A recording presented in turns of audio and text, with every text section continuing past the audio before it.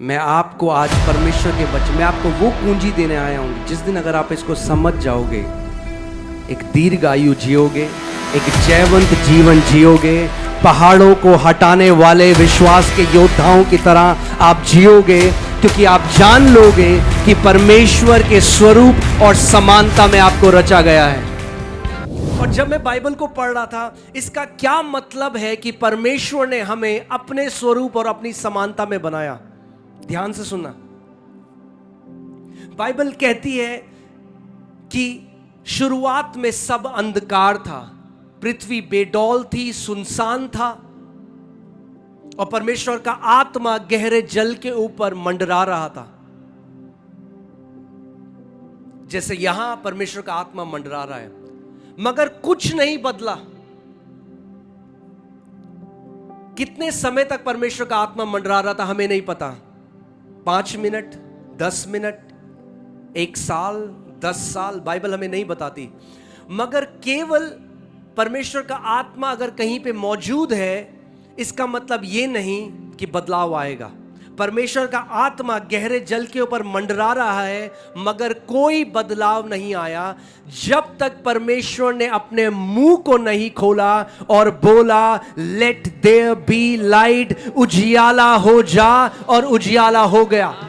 और बाइबल कहती है फिर परमेश्वर ने जो बोला और कहा इट इज गुड, ये अच्छा है। परमेश्वर ने बोला और फिर परमेश्वर ने देखा, फिर परमेश्वर ने बोला, फिर परमेश्वर ने देखा। परमेश्वर का जो मुंह था वो एक चित्रकार की तरह जो जो वो देखना चाहता था वैसे वैसे बोलता गया। ध्यान से सुनिएगा आज मेरी बात को। आपको मैं बताऊंगा कई जो आपके जीवन में प्रॉब्लम है उनका कारण क्या है, और आप हैरान हो जाएंगे सुन के। शैतान नहीं है इतना जितना उस पर आप हर चीज को शैतान के ऊपर डाल देते हो आप।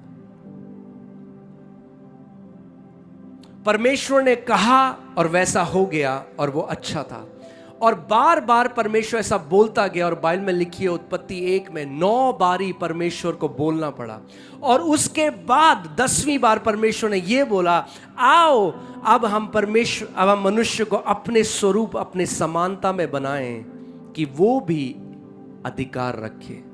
अब मैं आपसे एक सवाल पूछता हूं, कैसे हम लोग अधिकार आज रख सकते हैं? कैसे रख सकते हैं? देखकर जिसके स्वरूप और समानता में हम बनाए गए कि वो कैसे कार्य करता है। परमेश्वर ने जब अंधियारा था, जब सब कुछ बेडौल था, बदसूरत था, तो परमेश्वर ने वो नहीं कहा जो वो देख रहा था, उसने वो कहा जो वो देखना चाहता था। हमारी प्रॉब्लम ये है, हम वो कहते हैं जो हम देखते हैं, परमेश्वर वो कहता है जो वो देखना चाहता है। मगर उसने हमें अपने स्वरूप और अपनी समानता में बनाया है ताकि हम भी उसकी तरह जो देखना चाहते हैं वो कह सकें अपने मुंह से। कई लोग कहते हैं अच्छा, मतलब कहने से हो जाएगा, अगर हम कहेंगे तो हो जाएगा। नीति वचन 18:21 में लिखा है कि मृत्यु और जीवन मनुष्य की जीभ में है। जीभ के वश में मृत्यु और जीवन दोनों होते हैं, और जो उसे काम में लाना जानता है उसका फल भी भोगेगा। यानी आप जानते हैं आज मनुष्य चांद पर पहुंच गया, बड़ी बड़ी मशीनें बना ली, मगर एक चीज उसको नहीं आती, वो है अपनी जीभ को काम में लाना। सबसे ज्यादा दुरुपयोग जो हम करते हैं वो है अपनी जीभ का। और हम सोचते हैं अरे बोल, कुछ भी बोलो, अपने बच्चों को श्राप दो, अपने पति को श्राप दो, अपने शरीर को श्राप दो, क्या फर्क पड़ता है? ये नहीं जानते कि वे परमेश्वर के स्वरूप और समानता में रचे गए हैं। नीति वचन 6:2 में लिखा है, तू अपने ही मुंह के बनाए हुए फंदे में फंसा है, जो फंदा तेरे मुंह ने तेरे लिए बनाया। मृत्यु, जीभ के वश में मृत्यु और जीवन दोनों होते हैं। और मैं आपको एक के बाद एक उदाहरण दे सकता हूं जहां पे कई ऐसे लोग हैं जिन्होंने अपने जीवन के लिए गलत शब्द वो बोलते रहे और उसका फल भी भोगा।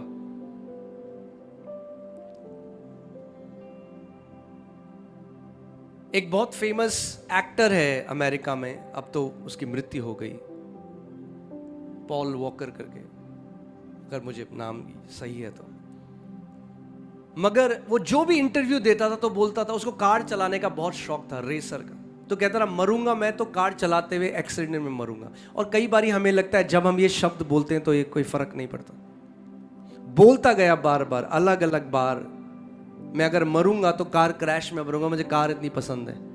आप जानते हो कैसे मरा? Car accident. जीभ के वश में मृत्यु और जीवन दोनों होते हैं। अगर आप अपनी जीभ को कंट्रोल नहीं कर पाए, कभी भी एक जयवंत जीवन नहीं जी सकते। आप मीटिंग से मीटिंग में जाओगे, आप एक परमेश्वर के दास से मिलोगे, फिर दूसरे से मिलोगे, वो अच्छा है। मगर अगर जयवंत जीवन जीना है तो खुद का विश्वास डेवलप करना पड़ेगा, बनाना पड़ेगा। आप किसी और के विश्वास से अंत तक नहीं चल सकते, एक जयवंत जीवन नहीं जी सकते। अपने पड़ोसी को बोलो, विश्वास में मजबूत होने का समय आ चुका है।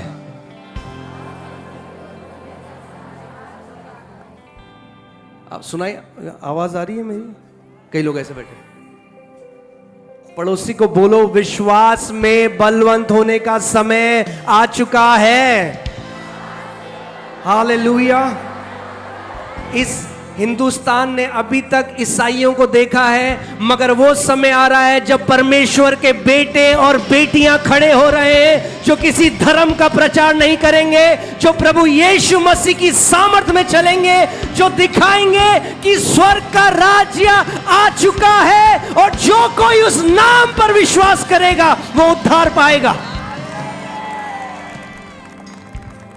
एक ईसाई होने में और एक परमेश्वर का पुत्र होने में बस उतना ही अंतर है जितना पूरब और पश्चिम में है। जब मैंने उद्धार को पाया, मैंने प्रभु को जाना, तो लोगों ने मुझसे पूछा कि आप कौन हो, आपकी डिनोमिनेशन क्या है, क्या आप रोमन कैथोलिक हो, क्या आप पेंटिकॉस्टल हो, क्या आप लुथेरियन हो, क्या आप बैप्टिस्ट हो, क्या आप 7 डे एडवेंटिस्ट हो, और पता नहीं बहुत सारे हैं। तो मैं तो कंफ्यूज हो गया। मैं कह रहा हूँ भाई मैं कौन हूँ? मैं तो एक हिंदू परिवार में पैदा हुआ और मैंने प्रभु यीशु मसीह को जाना, तो मैं कौन हूँ? तो मैं परमेश्वर के पास गया। उसका वचन यिर्मयाह 33:3 में कहता है, तू मुझे पुकार और मैं तुझे उत्तर दूंगा और तुझे गूढ़ की बातें बताऊंगा जो तू नहीं जानता। हमारा परमेश्वर बोलने वाला परमेश्वर है। अपने पड़ोसी को बोलो, हमारा परमेश्वर बोलने वाला परमेश्वर है। एक दिन जब मैं वचन पढ़ रहा था तो उसमें लिखा था,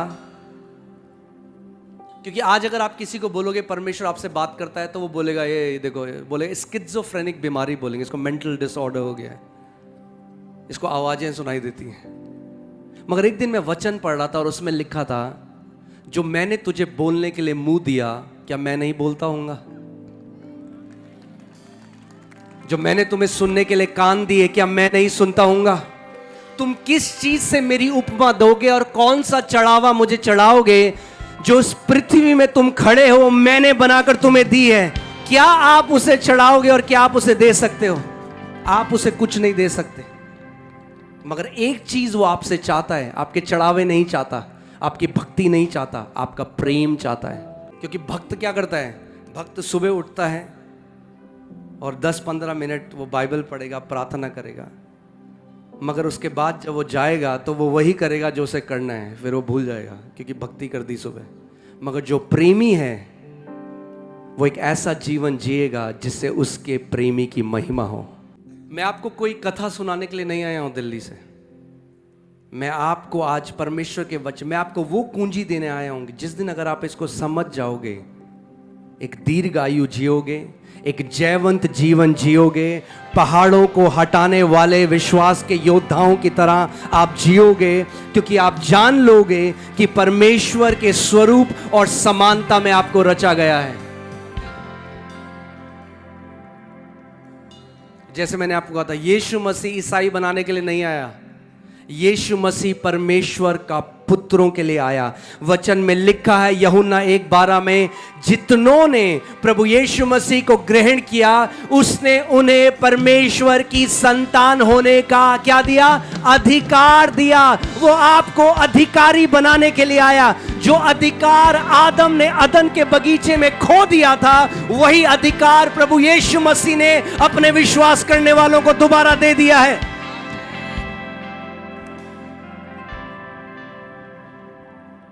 आमीन। इसीलिए धर्म के बारे में नहीं है। उसने कहा मन फिराओ, क्योंकि परमेश्वर का राज्य निकट है।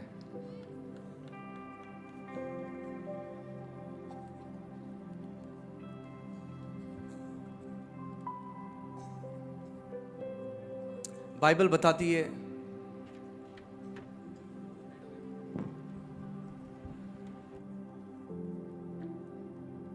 बाइबल बताती है कि जो आदम था, सबसे पहले आपको समझना पड़ेगा कि आदम कौन था। लूका 3:38 में लिखा है कि आदम को परमेश्वर का पुत्र करके बनाया गया था।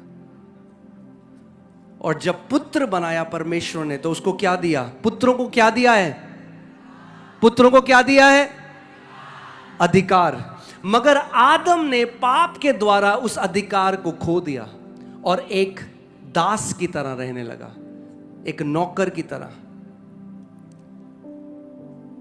और जिस आदम, आपने पढ़ा ना कि वे सब रेंगने वाले जंतुओं पर अधिकार रखे, मगर जब शैतान सांप की तरह आदम के पास आया, आदम के ऊपर अधिकार था रेंगने वाली वस्तु के ऊपर, मगर उसने अधिकार नहीं लिया और इसीलिए अपने अधिकार को खो दिया। मगर प्रभु यीशु मसीह वापस आए और हमें पुत्रों का शासन अधिकार दिया है। आमीन। अगर आप इस प्रकाशन को समझ गए, इस प्रकाशन को सीख गए, तो पृथ्वी पर एक अधिकारी की तरह आप जिएंगे, बीमारियों के ऊपर प्रभुता करेंगे, दुष्ट आत्माओं के ऊपर प्रभुता करेंगे, हर एक बुरी चीज के ऊपर आप प्रभुता करने वाले हो जाएंगे।